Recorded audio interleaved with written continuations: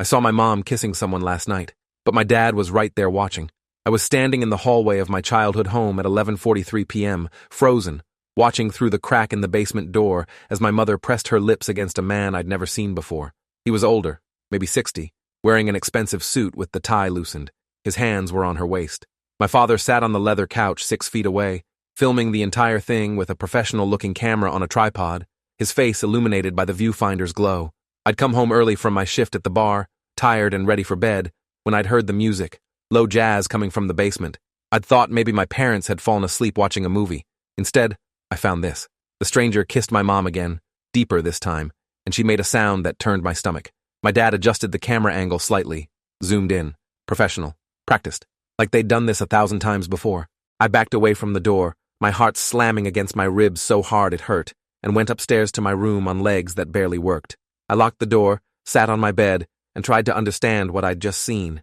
I'm Daniel, 23 years old, and I'd been living back home for 4 months after my lease ended, and my roommate moved to Chicago for work.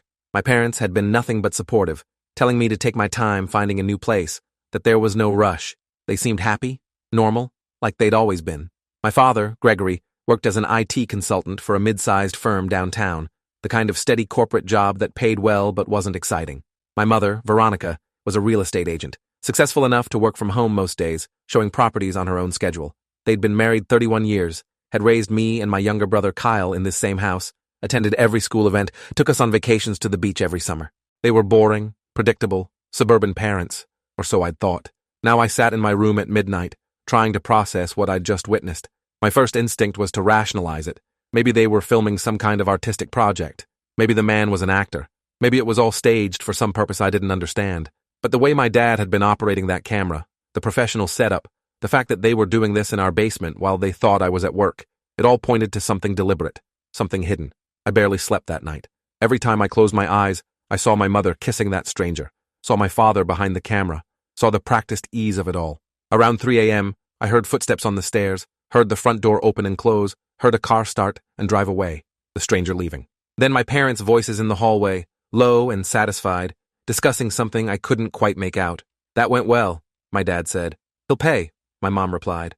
"They always do." The words made my blood run cold. Pay for what? The next morning, I came downstairs to find my parents having breakfast, like nothing had happened.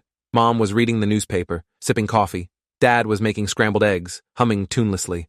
"Morning, Danny," Mom said, glancing up. "You got in late last night?" "Yeah," I managed. "Closing shift ran long. There's fresh orange juice in the fridge," Dad offered. "Help yourself." I poured a glass I didn't want and sat at the table watching them. They looked normal, relaxed, like any other suburban couple on a Saturday morning. If I hadn't seen what I'd seen, I never would have suspected anything. But I had seen it, and now I couldn't unsee it. Over the next 3 days, I started paying attention, really paying attention, to my parents' routines and behaviors.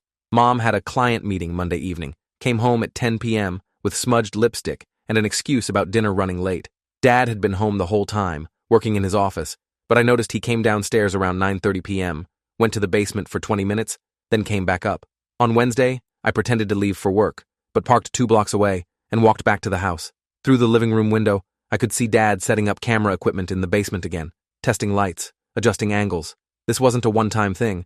This was routine. Thursday afternoon, while both my parents were out, I went into the basement. It looked normal at first glance, the same furnished space I'd known my whole life, a couch, a TV, a bar area, some framed photos. But when I looked closer, I noticed things that hadn't registered before. The couch was positioned perfectly in relation to several subtle camera mounts on the walls, disguised as smoke detectors and decorative fixtures. The lighting was professional, recessed fixtures that could be adjusted for different moods. Behind the bar, I found a locked cabinet. I'd seen my dad open it before, knew he kept a key in his office upstairs disguised as a random filing cabinet key. I retrieved it with shaking hands and unlocked the cabinet. Inside were 3 external hard drives, each labeled with years, 2021, 2022, 2023-current. I took the most recent one, brought it up to my room, and plugged it into my laptop. The files were organized by date and name. Each folder contained video files, usually 3 or 4 per folder. I clicked on one at random, dated 3 weeks ago, labeled Holloway. The video started with my mother entering the basement with a man in his 50s, well-dressed, confident. They talked for a few minutes, small talk about his work as a pharmaceutical executive, about his recent divorce, about how lonely he'd been. Then my mother moved closer, touched his arm, said something that made him smile. Within 10 minutes, they were kissing. Within 20, they were doing more than that. The camera angles were perfect, capturing everything in high definition. Multiple cameras, edited together seamlessly. Professional production quality. My father wasn't in the video, but I knew he'd been there, operating the equipment, recording everything. The video was 38 minutes long. I couldn't watch all of it. Stopped after 5 minutes, feeling sick. But before I closed it, I noticed something in the corner of the frame, a red light blinking on one of the hidden cameras. They weren't just recording. They were streaming or transmitting somewhere. If you are enjoying this story already, please subscribe to see more stories like this. I went through more folders, finding dozens of similar videos spanning months. Different men, all older, all wealthy-looking based on their clothes and the brief conversations I forced myself to watch. Some files had notes attached. Payment received, $25,000. Second installment, $15,000. Refused to pay, sent package. I didn't know what sent package meant, but I could guess. Blackmail. My parents were running a blackmail operation, seducing wealthy men, recording everything, then extorting money. The amounts were staggering. I found a spreadsheet file on the hard drive labeled Accounts, opened it with hands that wouldn't stop shaking.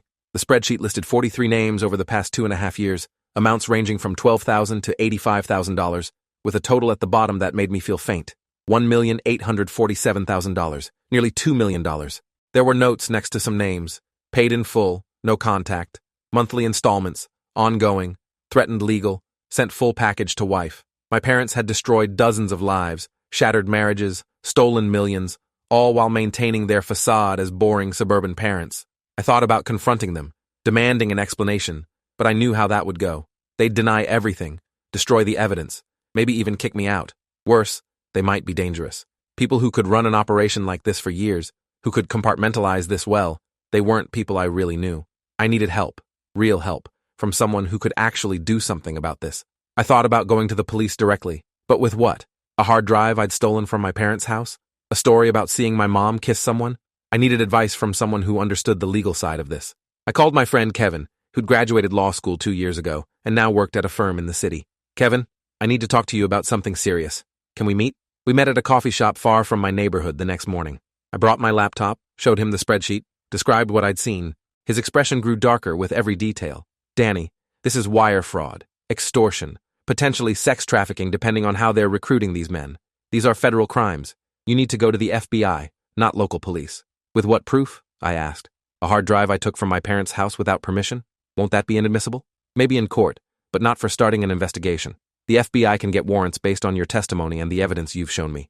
They can seize the other hard drives legally, subpoena bank records, build a proper case. But Danny, you need to understand what this means. Your parents will be arrested. They'll go to prison for years, maybe decades. Your family will be destroyed. It's already destroyed, I said. I just didn't know it yet. Kevin set up a meeting for that afternoon with someone he knew at the FBI's White Plains field office, an agent who specialized in cybercrimes and extortion cases. Special Agent Lisa Kowalski was in her early 40s, sharp-eyed and professional, with 14 years at the bureau according to the credentials on her office wall. I sat across from her desk and told her everything, starting with seeing my mom kiss the stranger and ending with the spreadsheet showing nearly $2 million in extortion payments. She listened without interrupting, taking notes on a yellow legal pad. When I finished, she said, "Do you still have access to that hard drive?" I nodded. "And your parents don't know you took it?" "No, I put it back this morning before they woke up." "Good. Here's what's going to happen. I'm going to need you to walk me through exactly what you saw, when you saw it, and what you found. Then I'm going to have our tech team examine the evidence you've brought. If it checks out, and based on what you've told me I believe it will, we'll open an official investigation. That means surveillance, wiretaps, subpoenas. We'll build a case properly so it holds up in court. But I need you to act completely normal at home. Can you do that?" "For how long?" I asked. "However long it takes. Could be weeks, could be months. These operations are usually part of larger networks. Your parents might not be working alone." Agent Kowalski assigned a tech specialist named David Reeves to examine the hard drive contents. He was a forensic digital analyst, had testified in dozens of federal cases. He spent 3 hours going through the files while I sat in a conference room drinking terrible coffee and trying not to think about what was happening. When he emerged, his expression was grim. "This is sophisticated," he told Kowalski. "Professional-grade editing software, encrypted communications, offshore payment routing. The videos are being stored on secure servers, probably overseas. The blackmail operation is just one piece. They're also selling access to the videos on the dark web, subscription-based. We're talking about a serious criminal enterprise, not just 2 people running a scheme."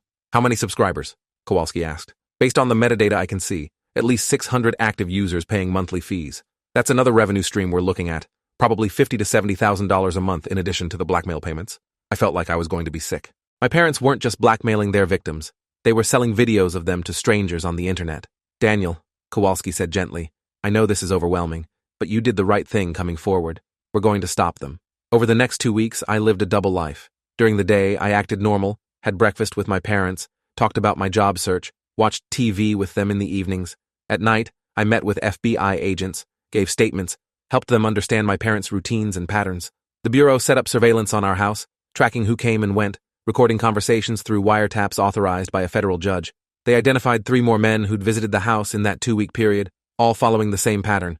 Arrive late evening, stay 2 to 3 hours, leave looking disheveled and anxious. 2 of them were already on the FBI's radar from the spreadsheet I'd provided. 1 was new.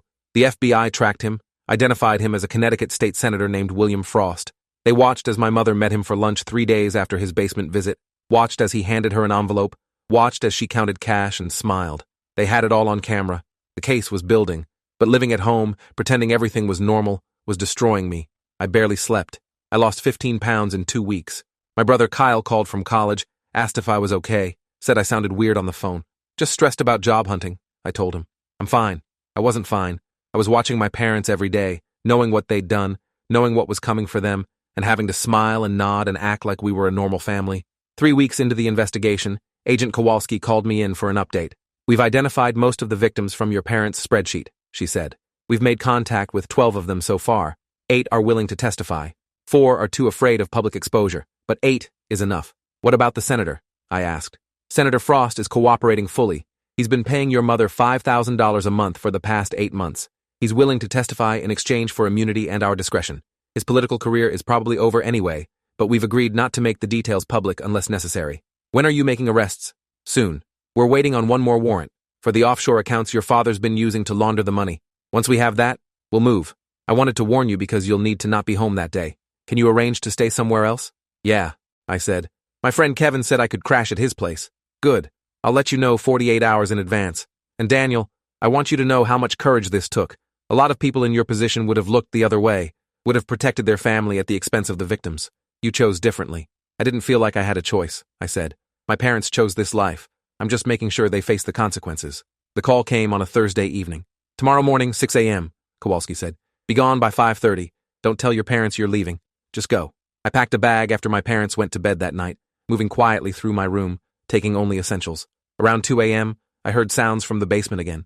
The familiar pattern. Someone arriving. My mother's voice. My father's footsteps. Another victim being recorded. Another life being destroyed. I wanted to run down there, to stop it, to scream at them, but I couldn't blow the investigation now, not when we were this close. I sat on my bed with my hands clenched into fists until the sound stopped, until I heard the front door close, until the house went quiet again. At 5:15 a.m., I left. I walked to my car in the dark, put my bag in the trunk, and drove to Kevin's apartment across town. He was already awake, coffee brewing, looking worried. You okay? He asked when he opened the door. No, I said honestly, but I will be. We sat in his living room and waited. At exactly 6 a.m., my phone rang. It was Kowalski. It's done. Your parents are in custody. The house is being searched. We found everything. The hard drives, the cameras, the financial records. It's over.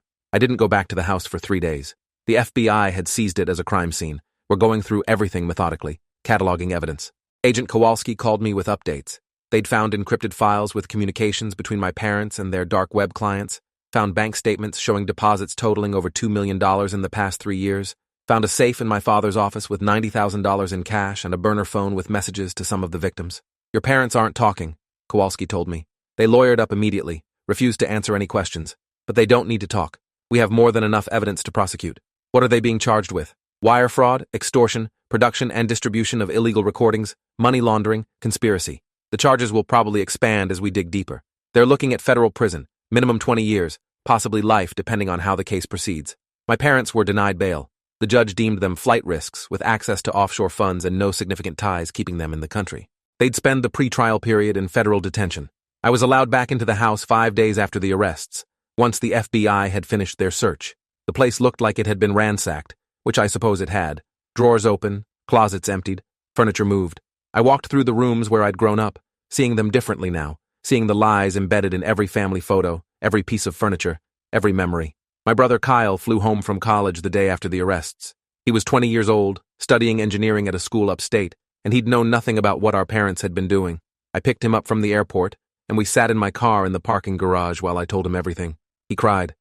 I'd never seen Kyle cry, not even when he broke his arm in 8th grade, but he cried in that parking garage, sobbing into his hands while I sat there feeling empty and hollow and too exhausted for tears. How could they do this? He asked when he could talk again. To those people, to us, how could they live like this? I don't know, I said. I keep asking myself the same question. We went to see our parents once, 3 weeks after their arrest. The detention center was bleak, all concrete and metal and fluorescent lights. They brought our mother out first. She looked smaller somehow, diminished in her orange jumpsuit, her hair pulled back, no makeup. She sat across from us behind the plexiglass partition and picked up the phone. I picked up on our side. Kyle couldn't bring himself to. Danny, she said, and her voice cracked. Baby, please, you have to understand. We never meant for you to find out. This was never supposed to touch you or your brother. It touched everyone, Mom, I said. You destroyed people's lives. You stole millions of dollars. You sold videos of people without their consent. Don't talk to me about what you meant to do. We needed the money, she said, like that explained anything. Your father lost everything in bad investments years ago. We were going to lose the house, lose everything. We did what we had to do to survive. You made $2 million, Mom. That's not survival. That's greed. She started crying. Please, Danny, don't testify against us. You're our son. Family protects family. You stopped being my family when you started running this operation, I said. I'm testifying. I'm telling them everything I know, and I hope you spend the rest of your life in prison thinking about what you did. I hung up the phone and walked out. Kyle stayed behind, talked to her for a few more minutes through the glass. Later he told me she'd just cried and begged, said the same things over and over, tried to make excuses. He didn't tell me if he'd forgiven her. I didn't ask. Our father refused to see us at all. The guards told us he'd declined the visit. Maybe he was ashamed, or maybe he just didn't care. I'd never know. The trial didn't happen for 8 months. The prosecution spent that time building an airtight case, interviewing victims, analyzing financial records, working with forensic specialists to authenticate the videos and trace the money. I testified in front of a grand jury, told them everything I'd seen and found. So did 8 victims, men whose lives had been shattered by my parents' operation. If this story keeps your interest, please subscribe to get more stories like this. One of them was Robert Holloway, the pharmaceutical executive whose video I'd watched that first night. He was 62, divorced, had paid my parents $65,000 over 6 months to keep the videos private. He testified about how my mother had approached him at a charity event, how they'd talked for hours, how she'd seemed genuinely interested in him, how she'd invited him to her home for dinner, how my father had been there initially but then conveniently left, how one thing had led to another. I didn't know I was being recorded, he said on the stand, his voice breaking. I didn't know any of it was a setup. I trusted her, and when she contacted me weeks later with the videos, with threats to send them to my children, to my colleagues, I paid. I paid because I was ashamed and terrified. I paid because I didn't see another option. Another victim, a doctor named Patricia Wilkins, testified about how the exposure had cost her her marriage, her medical practice's reputation, and nearly her life when she'd attempted suicide after receiving the blackmail demand. She'd survived, but barely. The jury heard all of it, saw the videos, saw the financial records, saw the offshore accounts. The defense tried to argue entrapment, tried to claim the victims had consented to being filmed, but the evidence was overwhelming. The encrypted messages showed clear intent to blackmail. The financial records showed systematic extortion. The testimonies showed lives destroyed. The verdict came back after 4 hours of deliberation, guilty on all counts for both my parents.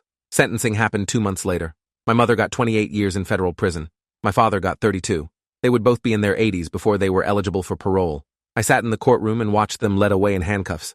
My mother looked at me once, her expression unreadable. My father never looked up. After the trial, Agent Kowalski helped me connect with some of the victims who wanted to meet me. Robert Holloway shook my hand in a coffee shop downtown and thanked me for coming forward. You saved my life, he said. I was planning to kill myself before the FBI contacted me, before I knew I wasn't the only one, before I knew they were going to be stopped. You gave me my life back. Patricia Wilkins hugged me and cried, told me about her daughter who'd forgiven her, about the therapy that was helping her rebuild her sense of self-worth. Your parents took a lot from me, she said, but you gave some of it back. You chose victims over family. That matters. Senator Frost sent me a letter, handwritten, apologizing for not having the courage to meet in person, but thanking me for my bravery. He'd resigned from the state senate. His marriage had ended, but he was rebuilding his life with honesty this time, said he owed that chance to me. The house was seized as proceeds from criminal activity, sold at auction. Kyle and I split what little legitimate savings our parents had left, about $15,000 each, enough for me to get an apartment and for Kyle to finish college. We didn't talk much after the trial, both dealing with our trauma in different ways. He went back to school, threw himself into his studies. I started seeing a therapist, Dr. Lawrence Yang, who specialized in family trauma and betrayal. You did an incredibly difficult thing, Dr. Yang told me in one of our early sessions. Most people who discover family members committing crimes struggle with conflicting loyalties. You chose moral clarity over familial obligation. That's rare. It doesn't feel like a choice, I said. It felt like the only thing I could do. That's because you have a strong internal moral compass, he said. Your parents clearly don't. That's not a reflection on you. That's a reflection on them. Therapy helped. Slowly, over months, I started sleeping better, eating normally again, building a life that wasn't defined by what my parents had done. I got a job working in IT support. Nothing glamorous, but honest work. I started dating again, though I was upfront with partners about my family situation. Some people couldn't handle it. Others understood. I met someone eventually, a woman named Lily, who worked as a social worker, who understood trauma and complicated family dynamics, who didn't judge me for what my parents had done. A year after the sentencing, I visited my mother in prison. I don't know why exactly. Maybe closure, maybe curiosity. She looked older, tired, the orange jumpsuit making her look washed out. "Danny," she said when she sat down, "I didn't think you'd ever come. I wasn't sure I would either," I admitted. "But I needed to ask you something. Did you ever love us, me and Kyle? Or were we just part of the cover, part of making you look normal?" She was quiet for a long moment. "I love you both," she finally said. "I know you don't believe me. I know I destroyed any right to call myself your mother, but yes, I loved you. I still do. What your father and I did, that was separate from being parents. We compartmentalized. Maybe too well. You can't compartmentalize destroying people's lives, Mom. You can't separate being a criminal from being a parent when you're doing both under the same roof. Kyle and I grew up in a house built on lies and stolen money. That affects us. That defines us now." "I know," she said. "I'm sorry. I know that's not enough. But I am sorry. If I could go back, if I could choose differently, I would." "Would you?" I asked. "Or would you just be more careful not to get caught?" She didn't answer. I left after 10 minutes, and I haven't been back since. Kyle graduated college last month with honors. I went to his ceremony, sat in the audience, and watched him walk across the stage to receive his engineering degree. Our parents weren't there, would never be at any of his milestones, would never meet his future wife or children. After the ceremony, Kyle and I got dinner at a restaurant near campus. "You did good, kid," I told him. "Thanks for coming," he said. "I know it's weird without Mom and Dad here." "It's not weird," I said. "It's how it should be. They made their choices. We're making ours. Do you ever regret it?" he asked. "Turning them in?" "No," I said honestly. "I regret that they did what they did. I regret that we grew up with people we didn't really know. But reporting them? No. I think about those victims, about the lives they destroyed. And I know I did the right thing. They would have kept going, would have hurt more people." "Yeah," Kyle said. "I know you're right. It just, sometimes I miss them. The versions of them I thought they were." "Me too," I said. "But those versions never existed. We were just too young to see the truth." We finished dinner and said goodbye. He was moving to Seattle for a job, starting fresh somewhere new. I was staying in New York, building my life here, working and going to therapy, and trying to be the kind of person who could look at himself in the mirror without flinching. Last week, I got a message on LinkedIn from a woman I didn't know, Catherine Brennan. Her message was brief. "I was one of your parents' victims. I never testified because I was too afraid, but I wanted you to know that what you did gave me permission to stop being ashamed. I'm in therapy now. I'm healing. Thank you for your courage." I wrote back, "Thank you for telling me. I hope you find peace." I think about my parents sometimes, wonder what their days are like in prison, whether they have remorse or just regret at being caught. I wonder if they think about the people they hurt, or just about themselves. Mostly, I try not to wonder at all. I saw my mom kissing someone that night, and my dad was right there watching, and that moment shattered everything I thought I knew about my family. But it also showed me who I was, showed me that I could choose truth over comfort, justice over loyalty, victims over family. My parents will spend the rest of their lives paying for what they did. I'm spending mine trying to build something honest, something real, something that won't crumble when the truth comes out. Because unlike them, I have nothing to hide, and that makes all the difference. If you enjoyed this, you'll definitely want to see the next ones too. So subscribe now and let me know your take in the comments.